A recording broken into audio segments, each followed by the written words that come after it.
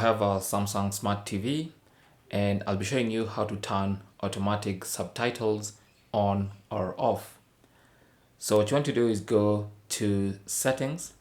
On this one, I'll go to the left side panel and then go to settings. On the setting shortcuts, I'll go to all settings. And that should open the all settings window. Now here, scroll down to general and privacy.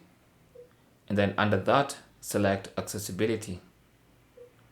Under accessibility, scroll down to subtitle settings, select that.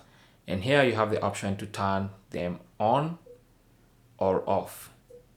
So just a single press on the selection button will turn them on, and another press will turn the subtitles off.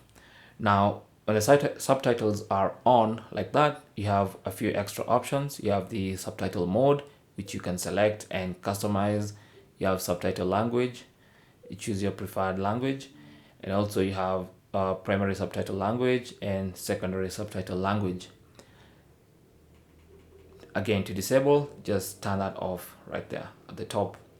So that's basically how to enable or disable automatic subtitles on your Samsung Smart TV. Thanks for watching. Comments and questions down below, and good luck.